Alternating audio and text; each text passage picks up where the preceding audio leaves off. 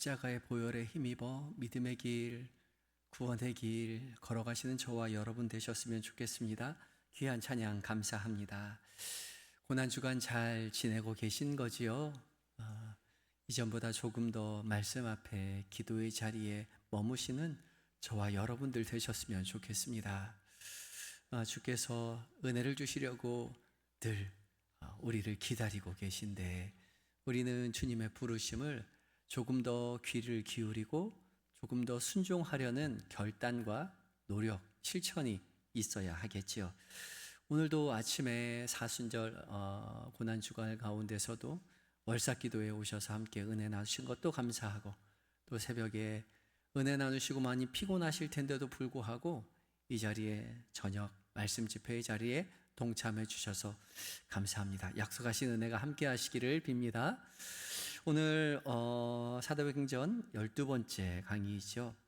5장 1절부터 16절까지의 말씀을 읽었습니다. 성령을 속이려 한 사람들, 이런 제목으로 말씀을 전하는데요, 함께 묵상을 해볼 텐데, 오늘 본문은 아나니아와 삽비라라는 부부가 나오죠. 땅을 팔아서 헌금했다가 일부를 감추어 놓고 헌금을 한 것 때문에 두 사람이 죽임을 당하게 되는 그런 끔찍한 사건이 기록되어 있습니다. 그럼 이제 이 성경 읽고 나서 어떻게 살아야 되지? 그러면 다 하나님한테 다 갖다 바쳐야 되나? 누가 하나님 앞에 헌금 다 할 수 있을까? 그런 마음이 들겠지만, 사실 이 사건은 앞에 있는 4장 32절부터 37절까지의 사건과 연관이 되어 있는 사건입니다. 4장 32절부터 37절까지에 보면 아름다운 교회 공동체의 모습을 그리고 있는데, 그 중에 바나바라는 사람이 말미에 나옵니다. 바나바가 나와서 밭을 팔아서 사도들의 발 앞에 두었다라는 아름다운 이야기가 전해지고 있죠.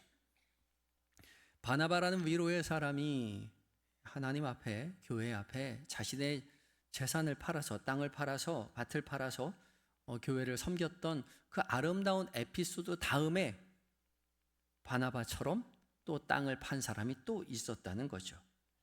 사실 초대교회 성도들은 서로의 필요를 채우기 위해서 재산을 팔아서 함께 나누고 베푸는 아름다운 공동체였습니다. 그 모습을 4장 말미에 그리고 있죠. 그런데 오늘 본문에서는 그런 모습을 겉모양만 따라하고 싶었던 위선과 거짓의 사람들이 나오죠. 바로 아나니와 삽비라입니다. 바나바처럼 똑같이 땅의 일부를 팔았으면서도 그것을 다 하나님 앞에 드린 것이 아니라 일부를 숨겨놓고 마치 전부를 드린 것처럼 행동했습니다. 그런데 베드로는 그 사실을 알고 있었고 성령을 속인 일이라고 그렇게 지적을 하죠. 이 일로 말미암아 아나니와 삽비라는, 우리가 오늘 지금 본문을 읽은 것처럼 죽음을 당하게 되고요, 이 일로 말미암아서 교회의 성도들과 교회 바깥의 사람들은 이 소식을 듣고 두려움 속에서 두려움을 갖게 됩니다. 하나님에 대한 거룩한 두려움을 갖게 되고요, 그렇지만 교회는 이 일로 말미암아 위축된 것이 아니라 하나님의 능력으로 더 큰 표적과 기사가 나타나고 교회는 더 부흥하게 된다는 내용입니다. 오늘 본문을 크게 네 부분으로 나눌 수 있는데, 크게는 두 부분으로 크게 나눌 수 있겠지요. 아나니아와 삽비라와 그리고 12절부터 16절까지 이어지는 사도들의 부흥의 사역들에 대한 이야기입니다. 먼저 1절부터 11절까지는 아나니아와 삽비라의 사건에 대한 이야기인데요, 1, 2절은 아나니아와 삽비라가 어떤 일을 했는지 행동에 대해서 나오고 있고요, 그 안에서 우리가 찾아볼 수 있는 것은 진실한 헌신을 가장한 위선적인 헌신이 어떤 모습으로 드러나게 됐는가에 대한 그런 말씀을 하고 있습니다. 그리고 이어지는 3절부터 10절까지는 베드로와 아나니아와 삽비라와 대화 속에서 베드로의 추궁 그리고 베드로의 책망이 나오죠. 베드로의 책망의 핵심 구절은 바로 성령을 속였다는 것입니다. 그리고 하나님을 시험하였다는 것이죠. 그것이 가장 큰 죄악이 되었고요, 그 죄로 말미암아 11절에 두 사람이 죽음을 당하게 되고요. 그 일로 말미암아서 교회는 하나님을 향한 두려움을 갖게 됩니다. 그러나 그럼에도 불구하고 하나님께서 은혜를 주셔서 12절부터 16절까지의 말씀 가운데 사도들은 표적과 기사를 행하며 더 많은 사역을 하게 되고 그 일을 통해서 교회는 더 부흥을 하게 되었다는 말씀이 오늘 1절부터 16절까지의 말씀입니다. 우리 교독하셨으니까 다 기억하시죠? 기억 잘 안 나세요? 그러면 오늘 함께 본문을 다시 한번 자세히 읽어보면서 은혜를 나누려고 합니다. 제가 문제를 10문제를 항상 내요. 왜 10문제를 낼까요? 여러분들 100점 맞으라고 제가 100점 맞으시라고 10문제를 내는데 거기에 문제로 들어가는 그 낱말들은 사실 아무거나 문제로 내는 건 아니고요. 제가 말씀을 묵상하면서 조금 더 중요하다라고 생각되는 부분들을 문제로 내어드렸습니다. 함께 읽으면서 함께 은혜를 나눠보겠는데요. 먼저 1절과 2절은 아나니아와 삽비라의 행동에 관한 이야기입니다. 1절과 2절 가운데 아나니아와 삽비라는 자발적인 헌신을 가장하였지만 겉으로는 그런 모습을 보였지만 사실 마음으로는 미선으로 가득 차 있었다는 거죠. 우리 2절 말씀 함께 읽어보겠는데요. 2절 말씀 함께 읽어봅니다. 2절입니다. 시작. 얼마를 감춤해 그 아내도 알더라. 얼마만 가져다가 사도들의 발 앞에 두니. 1번하고 2번 이제 답은 나왔어요. 그죠? 그 값에서 재산을 판, 나중에 보면 알겠지만 땅을 팔았어요. 땅을 판 그 값에서 얼마를 감추어 줬습니다. 바나바가 밭을 팔아서 사도들 발 앞에 가져두는 사건을 본 이 아나니아와 삽비라는 자신도 똑같은 모습으로 땅을 팔아서 사도들의 발 앞에 두었죠. 그렇지만 땅을 판 모은 돈 모두를 가지고 오지는 않았습니다. 그 값에 얼마를 어떻게 했다고요? 감추었다고요. 이 감추다라는 말은요, 단어는 떼어놓다, 나누다라는 노스피조라는 헬라어인데요, 몰래 빼돌렸다는 뉘앙스를 가지고 있죠. 이 말은 이 말씀은 여호수아 7장 1절에 구약이니까 히브리어로 되어 있지만 70인역으로 번역하였을 때 그 7장 1절에 똑같은 이 감추다라는 단어가 이 노스피조라는 단어가 사용되는데요. 7장 1절 말씀 한번 스크린을 보면서 함께 읽어봅니다. 스크린에 나와 있어요. 여호수아 7장 1절입니다. 시작. 이스라엘 자손들이 온전히 바친 물건으로 말미암아 범죄하였으니 이는 유다 지파 세라의 증손 삽디의 손자 갈미의 아들 아간이 온전히 바친 물건을 가졌음이라. 아멘. 이 장면이 어떤 장면인지 혹시 알고 계세요? 여리고성을 무너뜨렸을 때 여호수아가 하나님 앞에서 우리 7바퀴 또 열세 마지막 날 7바퀴 돌고 하루에 한 바퀴 마지막 날 7바퀴 돌아서 13바퀴 돌면서 여리고성이 무너졌죠. 그 안에 있는 거 아무것도 가져오지 말라고 했어요. 그런데 온전히 하나님 앞에 드렸다라고 그렇게 표현했거든요. 온전히 바친 물건이었습니다. 그런데 그 중에 아간이라는 사람이 그 중에 일부를 감추었죠. 근데 여기 온전히 바친 물건을 가졌음이라라는 단어가 여기서 우리 사도행전에서 읽은 감추다라는 단어와 같은 노스피조를 써 놓았습니다. 그러니까 훔쳤다는 거예요. 누구 건데요? 하나님 건데요. 하나님 앞에 온전히 바치기로 마음 먹었는데 그걸 하나님 앞에 바치지 않았으니 훔쳤다는 거죠. 몰래 빼돌렸다는 뉘앙스를 이야기하고 있습니다. 문제는 헌금의 액수가 아니라 정직하지 않은 마음에 있었습니다. 그런데요, 이 아나니아와 삽비라가 정말 이름이 참 아름다워요. 제가 적어 놓았지만 아나니아는 무슨 뜻을 가지고 있냐면 그 이름의 뜻이 무엇이라고요? 여호와는 은혜로우시다. 삽비라는 무슨 뜻입니까? 청옥이요, 보석이에요. 이름이 참 아름답지 않아요? 그런데 이렇게 아름다운 이름을 겉으로 가지고 있었지만 마음으로는, 속으로는 정직하지 않은 그런 마음을 가지고 있었습니다. 사실 애초부터 교회에서, 초대교회가 재산을 다 강제로 갖다 바치라고 그렇게 요구한 것도 아니었습니다. 재산을 바치는 여부나 얼마를 바칠지 모두 다 자율적인 결정에 의한 것이었습니다. 그래서 이 사도행전 5장 우리가 읽을 때에 4절에서 베드로가 이야기 나눌 때 땅이 그대로 있을 때에는 내 땅이 아니며 판 후에도 내 마음대로 할 수 없더냐, 그렇게 호통을 치거든요. 땅이 그대로 있을 때도 내 땅이 아니며, 아니요, 내 땅이었어요. 아나니와 삽비라의 땅이에요. 판 후에도 내 마음대로 할 수 없더냐? 할 수 있어요.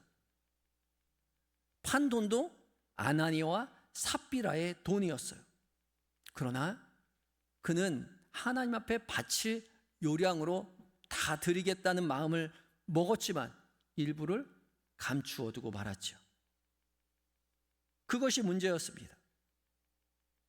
바치기로 했지만 일부를 숨기면서 베드로에게 가지고 왔을 때는 그것이 전부인 양 그렇게 속였습니다. 왜 그랬을까요?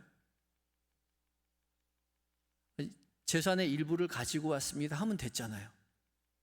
판 것 중에 제가 쓰고 이거는 불효불급하게 필요한 돈이어서 어느 정도는 제가 가지고 있고요, 나머지 일부를 하나님 앞에 가지고 왔습니다 라고 이야기하면 사도들의 발 앞에 놓았어도 충분히 가능할 일이었는데, 칭찬받을 만한 그런 행동이었는데 그렇게 하지 않았습니다.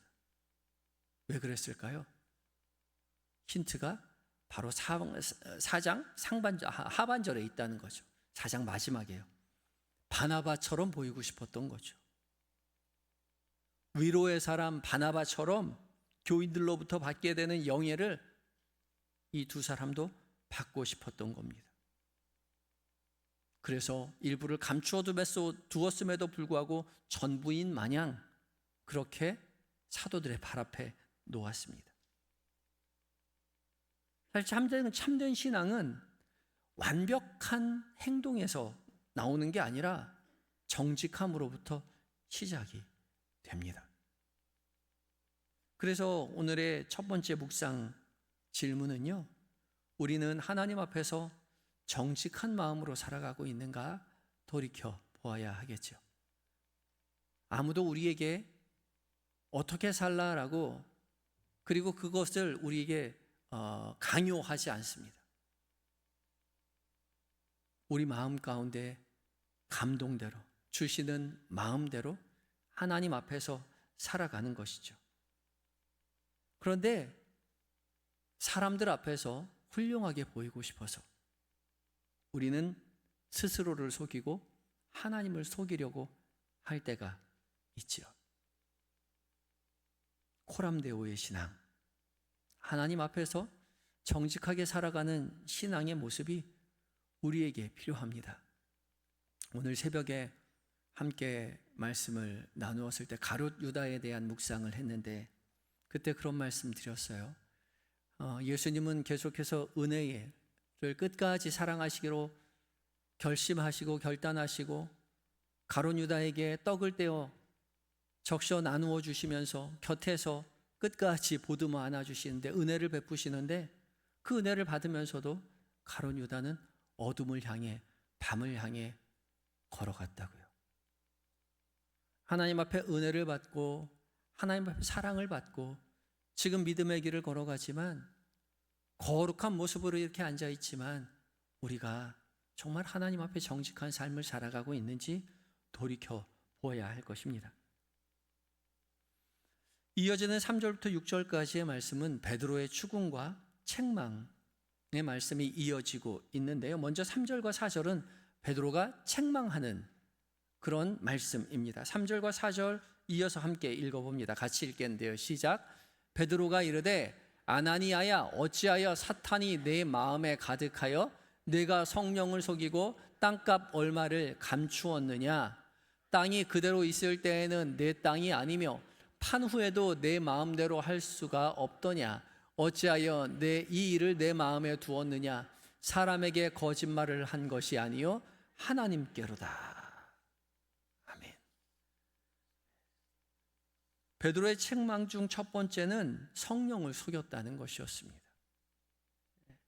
사람들을 속인 것이 아니고 베드로를 속인 것이, 사도들을 속인 것이 아니라 성령을 속인 거예요.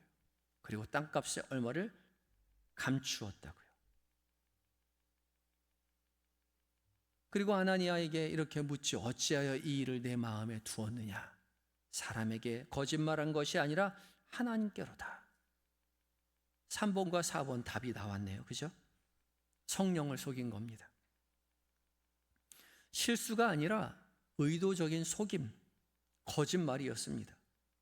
베드로는 이 일을 사람을 속인 것이 아니라 하나님, 성령 하나님을 속인 것이자 하나님 앞에 거짓말을 한 것이라고 말을 하죠.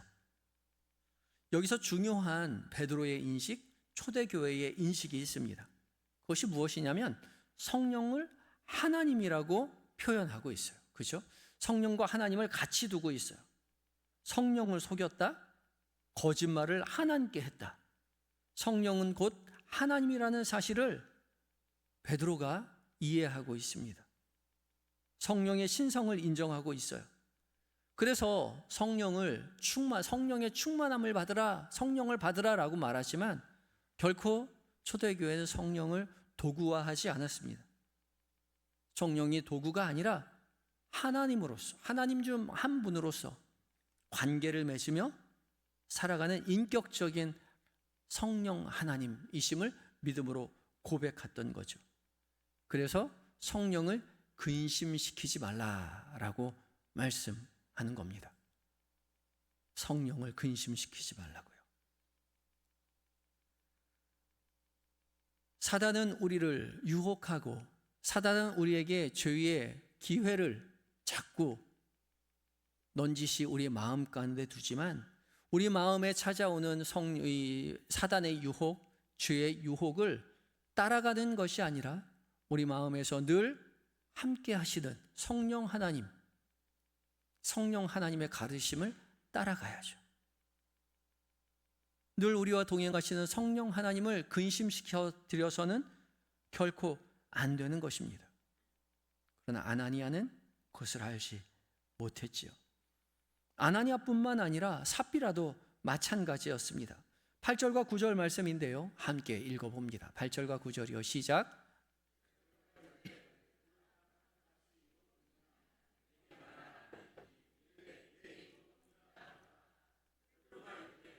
너희가 어찌 함께 꾀하며 주의 영을 시험하려 하느냐? 보라, 내 남편을 장사하고 오는 사람들의 발이 문 앞에 이르렀으니 또 너를 메어 내가리라 하니. 아멘.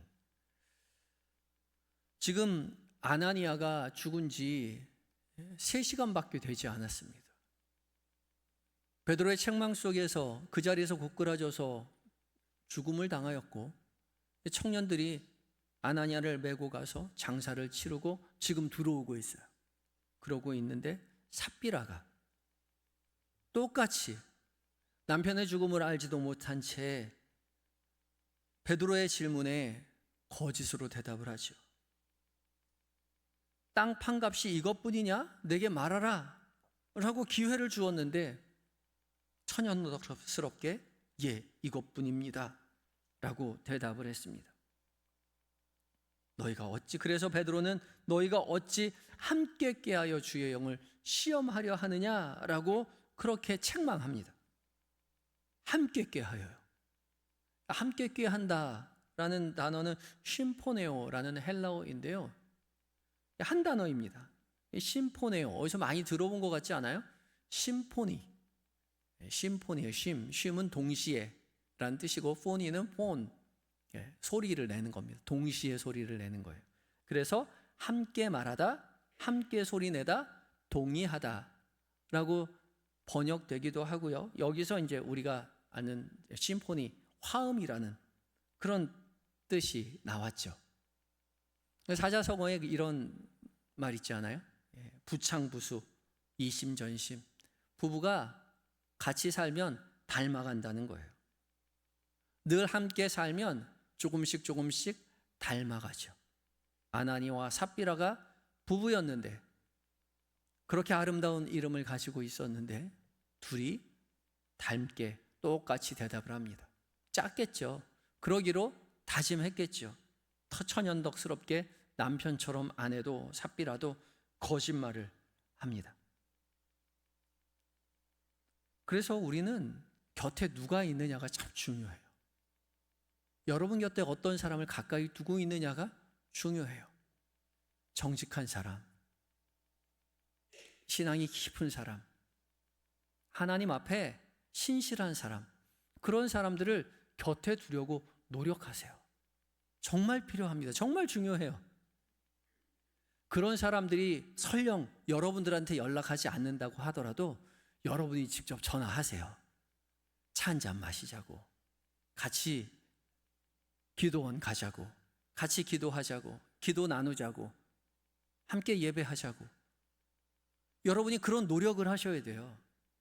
그래야 같이 있는 사람을 따라 나서게 되어 있거든요. 닮게 되어 있어요. 좋은 믿음의 사람을 곁에 두려고 스스로 노력하셔야 돼요. 물론 여러분 스스로가 좋은 믿음의 사람이 되기 위해서 노력하는 것은 더할 나위도 없이 중요하지만요. 둘 다 중요합니다. 아나니아와 삽비라는 둘 다 부부여서 함께 있으며 함께 하나님을 속이는 우를 범하고 말지요. 베드로는 너희가 어찌 함께 있게 하여 주의 영을 시험하려 하느냐라고 반문합니다. 책망했어요. 이 시험하다라는 단어가요, 페이라조라는 단어인데, 이 페이라조는 테스트로 쓰일 때도 있고 템테이션으로 쓰일 때도 있습니다. 그러니까 긍정적으로 부정적으로 똑같이 동일하게 쓰이는 단어인데 문맥을 따라 번역을 해요. 이게 이제 시험을 하는 거, 유혹을 하는 건지 아니면 테스트를 하는 건지. 근데 이 단어가 70인역에 어디에 사용되었냐면 비슷하게 사용된 곳이 있는데요. 출애굽기 17장 7절입니다. 출애굽기 17장 7절 한번 읽어볼까요? 시작. 그가 그곳 이름을 마사 또는 무리바라 불렀으니 이는 이스라엘 자손이 다투었음이요 또는 그들이 여호와를 시험하여 이르기를 여호와께서 우리 중에 계신가 안 계신가 하였음이더라. 아멘. 물이 없어서 원망하였을 때요. 이스라엘이 하나님 앞에 원망하였을 때 그들이 마음속으로 여호와를 시험하여 이르기를 여호와께서 우리 중에 계신가 안 계신가 하였습니다. 여기서 시험하라가 페이라조입니다. 여호와 하나님이 계신지 안 계신지 시험해 보았다는 거죠. 누구처럼요? 바로 아나니아와 삽비라가 그런 마음을 가지고 있었습니다. 그래서 이 두 사람은 즉시 그 자리에서 죽음을 당하게 되죠. 5절과 11절 말씀인데요. 5절 먼저 읽어봅니다. 5절 말씀 함께 읽어봅니다. 5절입니다. 시작. 아나니아가 이 말을 듣고 엎드러져 혼이 떠나니 이 일을 듣는 사람이 다 크게 두려워하더라. 11절 말씀도 함께 읽어봅니다. 이제 삽비라가 죽는 거거든요. 시작. 온 교회와 이 일을 듣는 사람들이 다 크게 두려워하니라. 아멘. 아나니아와 삽비라가 똑같이 그 말을 듣는 즉시 그 자리에서 죽음을 당하게 됩니다. 이 말을 듣고 엎드러져라고 나와 있습니다. 6번 답이 듣고예요. 이 듣고라는 단어가요, 현재 분사로 되어 있거든요. 그러니까 듣자마자 죽었다는 겁니다. 듣자마자 죽은 거예요. 하나님의 즉각적인 심판이 임하였다는 거죠. 그 일로 말미암아서 온 교회와 이 일을 듣는 사람들이 다 크게 두려워하였다라고 11절 기록하고 있습니다. 아나니아뿐만 아니라 삽비라도 3시간 만에 똑같은 방식으로 죽임을 당하게 되고 이 일을 경험한 온 교회 그리고 이 일을 듣게 되는 세상의 많은 사람들이 다 크게 두려워하게 되었습니다. 교회 성도들뿐만 아니라 교회 바깥에 있는 세상 사람들도 이 일을 듣고서 크게 두려워했다고요. 이 두려움은 교회 가운데 실제로 심판의 하나님이 함께 하신다는 것을 믿음으로 고백하게 되었다는 거죠. 심판의 하나님이 실제로 교회 가운데 계신다는 깨달음에서 나온 것이었습니다. 그 깨달음이 누구에게 있었다고요? 교회 안 사람들뿐만 아니라 교회 바깥의 사람들도 그랬다고요. 이전까지는 교회라고 하면 사랑의 공동체고 섬김의 공동체이고 용서의 공동체이고 그 안에 계시는 섬기는 하나님은 사랑의 하나님이고 섬김의 하나님이고 용서의 하나님이고 그렇게 좋으신 하나님으로만 알고 있었는데 이 사건을 통해서 심판하시는 하나님, 벌 주시는 하나님, 무서운 하나님이신 줄을 깨닫고 두려워하게 되었다는 것이죠. 교인들뿐만 아니라 세상의 사람들도요. 여러분, 우리 하나님은요, 사랑의 하나님, 용서의 하나님, 섬김의 하나님이시지만 동시에 심판의 하나님이시기도 하다는 사실을 우리는 결코 잊어서는 안 됩니다. 믿음의 길을 걸어가다 보면 하나님은 침묵하시는 것 같고 하나님은 혼을 안 내시는 것 같아서 우리도 똑같이 그런 유혹에 빠질 때가 있죠. 회의라죠. 시험하고 싶어요. 하나님이 계신가 안 계신가 한번 어디까지 가면 안 맞고 버틸 수 있을까? 하나님 눈 밖에서 하나님 안 보는 곳에서 내 마음대로 살 수 있을까? 근데 하나님은 안 보시는 것이 아니라 지금 기다리고 계시는 것이죠. 인내하고 계시는 것이에요. 참고 계시는 것입니다. 근데 우리는 심판의 하나님을 잊고 있어요. 그래서 세상도 교회도 모두 하나님을 두려워하지 않습니다. 하나님에 대한 두려움이 다 사라져 버렸어요. 교인들이 하나님을 두려워하지 않자 세상 역시 교회에 있는 하나님을 두려워하지 않고 또 결코 교회를 두려워하지 않죠. 교회는 항상 사랑의 하나님, 용서의 하나님, 섬김의 하나님, 교회 문턱을 낮춰서 누구나 자유롭게 교회에 올 수 있도록 교회가 문턱을 낮춰야 된다라고 말합니다. 그 말도 일견 일리가 있죠. 그러나 중요한 것은 이곳에 하나님이 계신다는 사실을 잊어서는 안 됩니다. 그 사실을 우리는 늘 가슴에 두고 있어요. 하나님을 두려워하는 모습을 우리가 갖춰야 된다는 거죠. 우리가 믿는 하나님, 살아계신 하나님은 우리를 다스리시는 하나님이요, 우리를 구원하시는 하나님이시며 우리를 심판하시는 하나님이라는 그 하나님이 우리 가운데 함께 하신다는 그 신앙의 고백이 우리에게 필요한 거죠. 그래서 우리는 오늘 다시 한번 물어야 합니다. 우리 공동체 안에 심판의 하나님이 계심을 우리 스스로 확신하고 있는가? 하나님을 두려워하는 마음 우리 안에 있는지 돌이켜 보아야 돼요. 우리 늘 그런 마음 있잖아요. 하나님이 살아계시다면 그렇게 결정해서는 안 되지. 하나님 없는 것처럼 우리끼리 다수결로 우리 좋아하는 것, 우리가 하고 싶은 것, 세상 사람들이 바라는 교회의 모습으로 탈바꿈하려고 노력합니다. 아니요. 정말 중요한 것은 살아계신 하나님이 우리와 함께 하신다는 사실을 늘 염두에 두고 두려움 속에서 심판하시는 하나님이심을 우리는 늘 갖고 있어야죠. 마음에 염두에 두고 있어야죠. 그때 비로소 세상 역시 우리 안에 있는 하나님을 함께 두려워하게 될 것입니다. 이어지는 이제 12절부터 16절까지의 말씀은 이제 이 아나니아와 삽비라의 사건으로 말미암아 교회가, 그리고 교인들이 하나님을 두려워함으로 말미암아 교회가 위축될 것만 같았지만, 그러나 오히려 교회는 성장하는 모습을 보여주죠. 12절 말씀인데요, 12절 말씀 함께 읽어봅니다. 시작. 사도들의 손을 통하여 민간에 표적과 기사가 많이 일어나매 믿는 사람이 다 마음을 같이하여 솔로몬 행각에 모이고. 아멘. 교회가 부흥을 하는데요, 사도들의 손을 통하여 민간에 표적과 기사가 많이 일어납니다. 표적과 기사요. 표적은 세메이아, 상징이 담긴, 의미가 담겨있는 하나님의 크신 기적이죠. 또한 기사는 테레타인데요, 놀라운 일을 말합니다.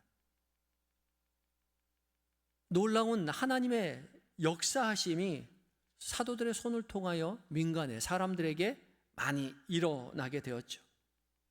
그 일로 말미암아서 믿는 사람들이 다 마음을 같이하여 솔로몬 행각에 모였습니다. 그때는 따로 모일 수 있는 공간이 없었던 것 같아요. 그래서 예루살렘 성전 앞쪽에 솔로몬 행각, 거기서 모여서 함께 복음의 이야기들을 나누었던 것 같습니다. 근데 이 일은요, 사실 그냥 이루어진 것이 아닙니다. 사도들의 기도가 먼저 있었습니다. 사도행전 4장 29절과 30절 말씀인데요, 함께 4장 29절과 30절 말씀도 읽어봅니다. 함께 읽겠습니다. 시작. 주여 이제도 그들의 위협함을 굽어보시옵고 또 종들로 하여금 담대히 하나님의 말씀을 전하게 하여 주시오며 손을 내밀어 병을 낫게 하시옵고 표적과 기사가 거룩한 종 예수의 이름으로 이루어지게 하옵소서 하더라. 아멘. 사도들의 간절한 기도였습니다. 사도들이 간절히 기도할 때에 하나님께서 응답하여 주셨고, 그 응답으로 말미암아 기도한 대로 표적과 기사가 주 예수의 이름으로 이루어졌고, 이 일로 말미암아서 솔로몬 행각에 모여서 예수 그리스도의 복음을 증거할 수 있었던 것이죠. 사도의 기도의 응답의 결과였습니다. 그 일로 말미암아 교회는 성장하게 됩니다. 어떻게 성장하게 되었는지 13절 말씀인데요, 13절 말씀도 읽어봅니다. 13절입니다. 시작. 그 나머지는 감히 그들과 상종하는 사람이 없으나 백성이 칭송하더라. 그들과 상종하는 사람은 없었어요. 상종하는 것, 상종한다는 말은요, 가깝게 지낸다는 건데, 그냥 가깝게 지내는 것이 아니라 정말 밀착하게 가깝게 지낸다는 거예요. 고린도전서에 창기와 합한 자라고 말할 때 이 합한 자라는 말이 상종하다라는 단어와 같은 단어를 쓰고 있습니다. 그러니까 상종하는 사람이 없었다는 말은 그렇게 밀접하게 지내는 사람이 없었다는 거예요. 왜요? 두려웠기 때문에 그렇죠. 저 사람들에게 하나님의 역사하심이 있구나. 아무도 가볍게 교회 공동체를 들어오려고 하지 않았습니다. 그렇지만 그럼에도 불구하고 사람들은 교회를 칭송했습니다. 9번 답은 칭송이에요. 칭송했어요. 칭송했다는 단어 헬라어는 메갈리노인데요, 높이 평가했다는 거예요. 교회를 존경과 경외의 눈으로 높이 평가하기 시작했습니다. 그리고 나서 교회는 더욱 부흥하게 되죠. 14절인데요, 14절 말씀 읽어봅니다. 14절이요. 시작. 믿고 주께로 나오는 자가 더 많으니 남녀의 큰 무리더라. 믿고 주께로 나오는 자가 더 많아졌습니다.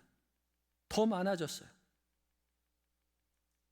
사람들이 두려워해서 상종하지 않아서 교회가 줄어들 것 같은, 위축될 것 같지만 아니요, 사람들의 칭송을 받고 더 큰 남녀의 무리들이 주께로 나오게 되었다는 것이요. 거룩한 교회를 통해서 교회는 진정한 부흥을 경험하게 되죠. 세상은 진짜 신앙을 알아보는 거예요. 진짜 신앙을 가지고 있다면, 우리가 진실된 진짜 순수한 신앙을 가지고 있다면 세상이 우리 안에 하나님이 함께 하심을 고백하게 된다고. 두려워하지만 교회를 칭송했습니다. 교회가 세상과 똑같아지면 세상 사람들은 결코 교회를 두려워하지 않아요. 존중하지도 않습니다. 얕잡아 보죠. 무시하죠. 그래서 우리는 교회를 교회답게 세워나가야 되죠. 세상보다 더 큰 사랑으로, 세상보다 더 큰 섬김으로 세상을 섬길 뿐만 아니라 거룩한 공동체로 세워나가야 합니다. 이곳에 하나님이 함께 하심을 보여줄 수 있어야 돼요. 그러려면 뭐가 필요할까요? 높은 첨탑을 세워야 할까요? 아니요, 화려한 교회 장식을 꾸며 놓아야 할까요? 아니요, 그렇지 않습니다. 교회는 성도들의 모임이에요. 우리 스스로가 거룩한 삶을 살아가야 한다는 거죠. 하나님을 시험하는 것이 아니라 심판하시는 두려운 하나님이 우리 안에 계심을 늘 가슴속 깊이 간직하고 하나님 앞에 사도들처럼 간절히 기도함으로 말미암아 하나님의 살아계심을 우리 스스로 확신하고 우리 안에 하나님이 살아계심을 세상 사람들이 함께 믿음으로 고백할 수 있도록 그렇게 우리 공동체를 세워나가야 되죠. 그때 비로소 교회는 성장하게 될 것입니다. 그래서 중요한 마지막 우리의 묵상 질문은 우리가 스스로가 하나님이 역사하시는 공동체의 일원으로서 우리 각자가 살아가고 있는가가 중요한 것입니다. 성령 하나님이 우리와 함께 계심을 늘 믿음으로 고백하며 성령을 근심시키는 것이 아니라 성령을 속이는 것이 아니라 하나님 앞에서 성령 하나님 앞에서 정직하게 거룩하게 간절하게 기도하고 간구하고 하나님을 두려워하며 믿음의 길 걸어가는 겁니다. 그런 삶을 우리에게 말씀해 주고 계시는 거죠. 우리 오늘의 결론을 다 같이 한번 읽어보겠습니다. 오늘의 결론이요. 시작. 신앙은 사람에게 보이기 위한 것이 아닙니다. 오직 하나님 앞에서의 진실함입니다. 하나님은 교회의 거룩함을 중요하게 여기십니다. 하나님은 거룩한 공동체를 통해 더 큰 부흥을 이루어 가십니다. 그런 부흥을 꿈꾸고 믿음의 길 걸어가시는 저와 여러분 되시기를 예수 그리스도의 이름으로 축복합니다. 우리 함께 기도할 때에 여러분의 말씀 가운데 각자에게 주신 하나님의 말씀하심에 귀를 기울이고 결단하는 다짐의 기도를 드리겠습니다. 함께 기도하시겠습니다.